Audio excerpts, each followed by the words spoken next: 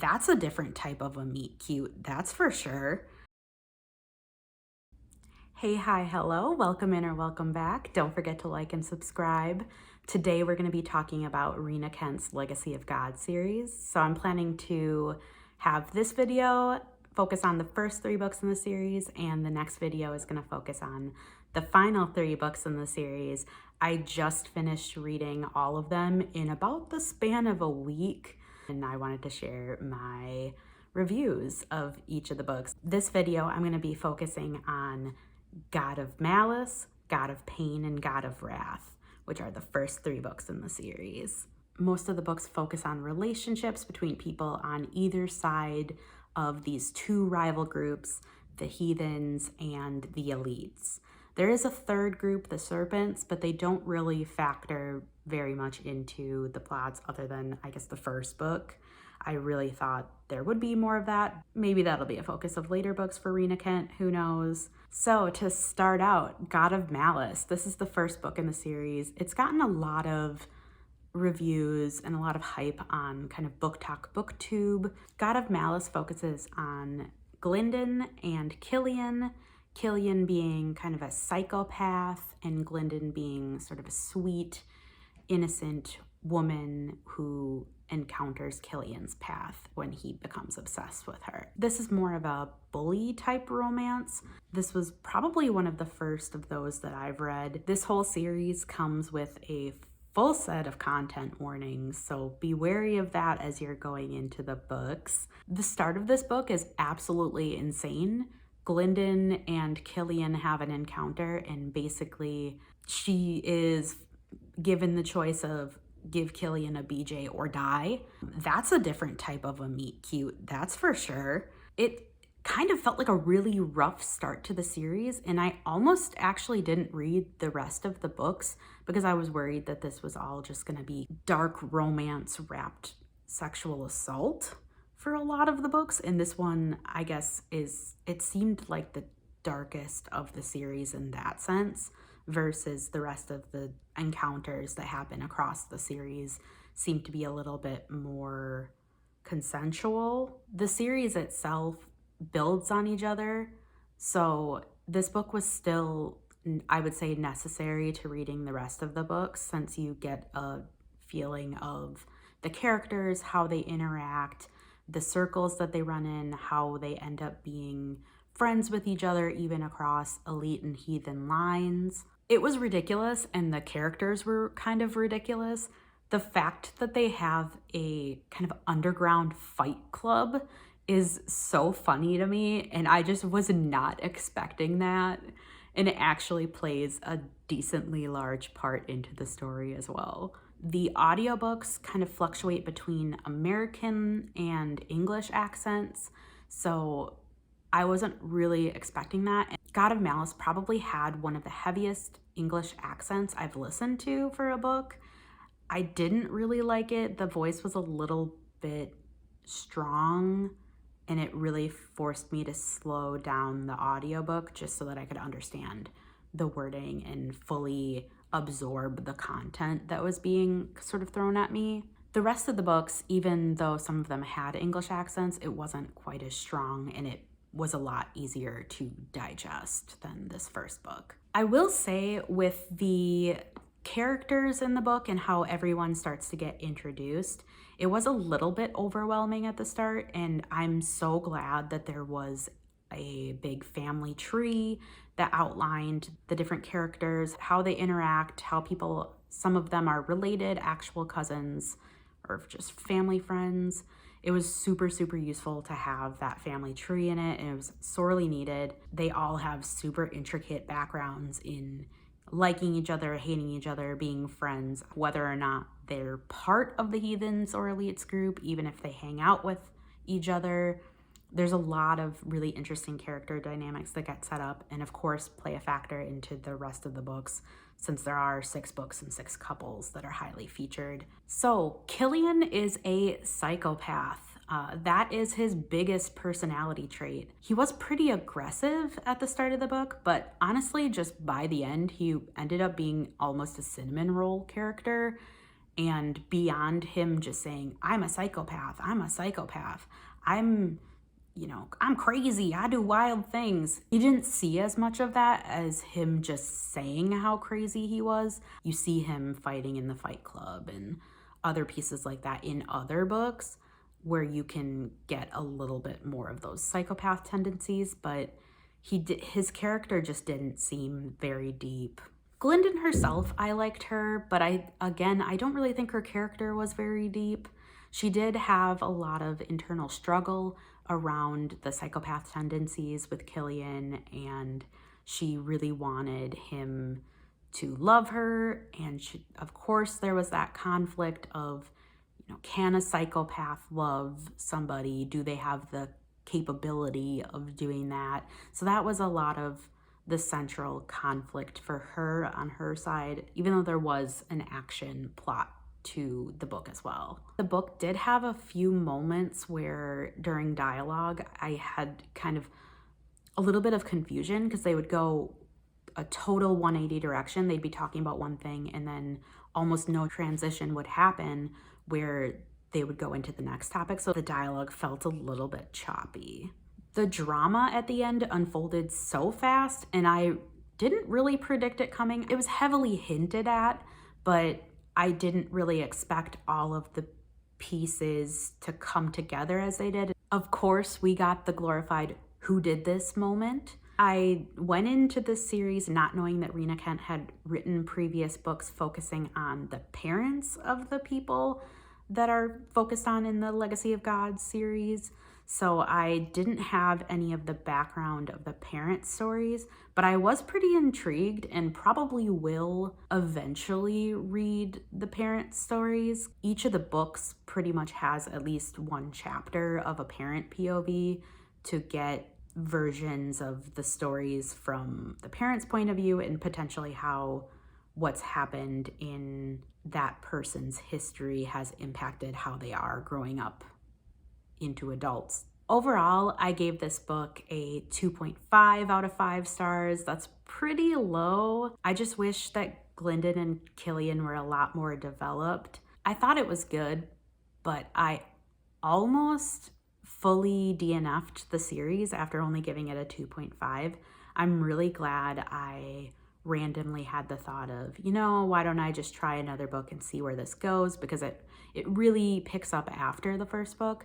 With how the books are structured, it does make sense to read all of the books in order, otherwise you might end up confused. So while this book was, I would say, necessary to read, it definitely was my least favorite out of all of the Legacy of God series. God of Pain. So this book is the second book in the series, and it focuses on Annika and Creighton. Annika and Creighton being from separate sides of the elites and heathens rivalry. Obviously, there's a forbidden romance type trope there.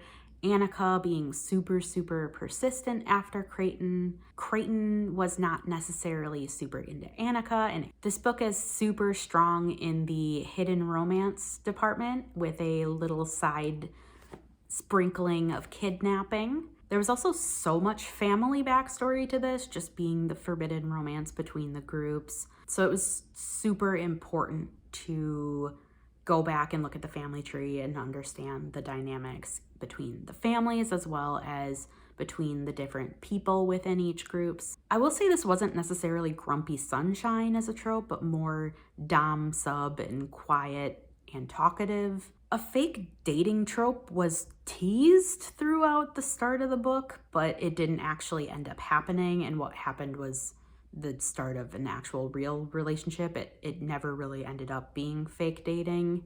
It was pretty blatant from the start. I did like Annika as a main character, but she didn't really have that much depth besides the many times that was mentioned that she was a mafia princess and that she's super talkative. Beyond that, it didn't really go too much deeper, which was unfortunate for me. I will say, what is it with books that make their characters just shy of 18? Just make those people 18. I don't care if they're in London and the age of consent is younger. Why make them like a month away from 18 and make a big deal of it and mention it multiple times? Just make them over 18. Oh my God, please. I'm begging you, authors, begging. I wish Creighton also had more character development. He was a little 2D, a little bit boring, other than him being super quiet and everybody always talking about how quiet he was. He didn't really have that much depth either. He was just a quiet guy in the streets and a dom in the sheets. I will say that he did have some of the spiciest dialogue I've ever read in books. That alone really kept me reading. I loved that part of the book. So in book 1, when Creighton was talked about, he was always a big fighter in the ring in their fight club, but I was really expecting this book to have a lot more of a focus on the fight club, and it barely did. I feel like it was something that was hyped up so much in book 1 that I ended up being a little bit disappointed that it didn't factor more into the story. And of course it was there, but I just feel like it wasn't utilized that much for it being so hyped up in book 1. Creighton's nicknames for Annika were Little Purple and Brat, both of which every time made me cringe. Did not like that. Without any spoilers, I will say that the ending was absolutely insane. I loved it. It really brought the past character traumas back and actually had a payoff. Overall, I gave it a 3.75 out of 5 stars. The angst and the action really did the heavy lifting in the rating here, just because Creighton and Annika weren't that developed as characters besides their background traumas. Their one trait that gets kind of hammered and hammered and hammered over and over. I just wish we could have seen a little bit more growth from them and more personality besides their traumatic backgrounds for both of them. And God of Wrath. So this book focuses on Jeremy and Cecily. Again, they're from different sides of the elites and heathens, are sworn enemies, forbidden romance. I will say that I did like them both as characters a lot more than book 2.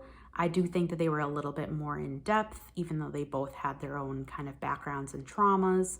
They felt like their personalities had a little bit more substance to them than the previous characters that were focused on in the first 2 books. Cecily and Jeremy were great together, and I really liked them as a couple, but miscommunication was the biggest conflict in the book. I will say that they both had a lot of character growth, and I loved reading it for them because it was more than just them having a traumatic background. They really helped each other work through it, and you could see them actually working through it through the action of the plot. So you can see them grow together, and it's because they both supported each other and they were able to get through those miscommunications. Jeremy was absolutely obsessed with Cecily from pretty much the beginning. There was a really nice slow burn of them both getting feelings for each other, especially because they were on this sort of forbidden romance from either side of the heathens and elites. Cecily and Jeremy both had traumatic backgrounds. Cecily probably grew a little bit more, it felt like, than Jeremy. Jeremy didn't seem to have as much of a personality other than being obsessed with Cecily. I do love that he literally counted her freckles at one point. This book really made me love how the stories are intertwined between all of the books, because you can really see the different POVs. The events of each of the books seem to happen almost in parallel to each other than the final book in the series. So you get to see conversations from different points of view where everybody's in the room together. There are different intricate stories happening at the same time. You may hear someone make a comment and then later in the series find out from their POV why they said the thing that they did, how they were feeling at that time. So it's really important to read the books in order because they all end up factoring into each other, and you literally hear the same conversations happening over again, just from a different point of view. This book did feel like you wouldn't be able to read it as a standalone, just because there were a lot of smaller time skips where it covered the events that had happened in both God of Pain and God of Malice, and it referenced those things where I think if I was reading this book as a standalone, I would have been super confused what do you mean this person got shot? What do you mean these people don't like each other anymore? Of those types of things. I would have gotten very confused if I haven't read the other books before. This book really felt, out of all of the books in the series, the most intertwined with the other events that are happening. Overall, I gave this a 4.5 out of 5 stars. I absolutely loved the action. I loved how it all got wrapped up. The character development. I think if the characters had a little bit more personality other than their kind of blatantly out there character traits, I would have liked it even more. Thanks for watching. Don't forget to like and subscribe.